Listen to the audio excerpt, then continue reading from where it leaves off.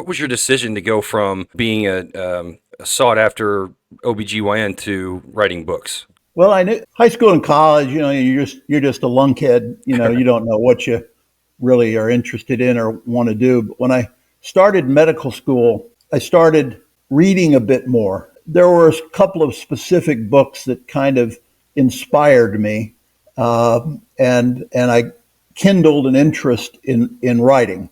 Okay. Not everybody might remember this book, but there was a famous book called House of God, written by Samuel Shem, about training, medical residency. Hilarious and heartbreaking story. And I encourage anybody to pick it up if they ever see it. But I read that while I was in medical school, and also I read The Lords of Discipline by Pat Conroy, and I was blown away by that book. It was a local book. Pat Conroy was from this area, and that book is about the integration of the Citadel. It's a novel, Okay. but it's about integration of the Citadel Military Academy back in the 60s. Okay. So I always wanted to write, and I had stories in my head.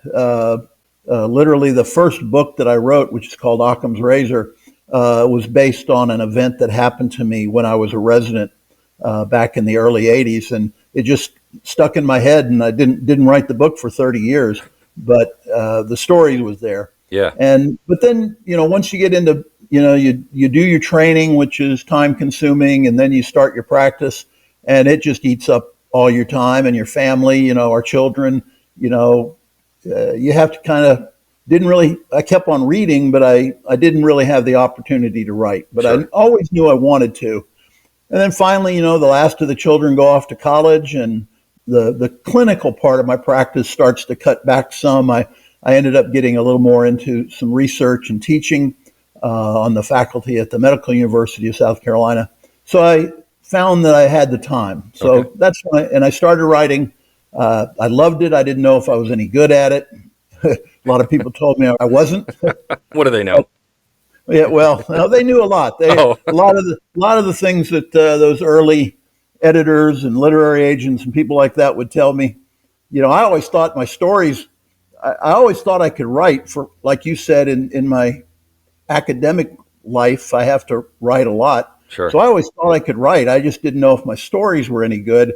I did get a postcard back from a literary agent one time that said, "This story is pretty good, but you're a terrible writer." And he or she was right. I know my books have improved as I've written more of them. So Yeah.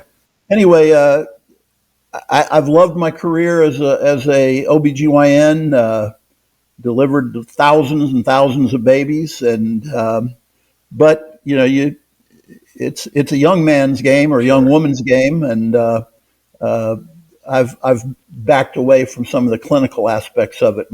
My interest was always interesting. I haven't written any books that tap on this, but my interest has always been multiple gestations. Okay. And that's probably what I'm best known for. I wrote a book with a friend of mine called What to Expect When You're Expecting Twins, Triplets, or Quads. That probably is the most significant thing I've ever done in my career. It sold 100,000 copies and it continues to sell. It's a bestseller. Yeah. And everywhere I go, whenever I do a book event of any kind, some family always comes up with twins and says they read my book, and that's always very gratifying.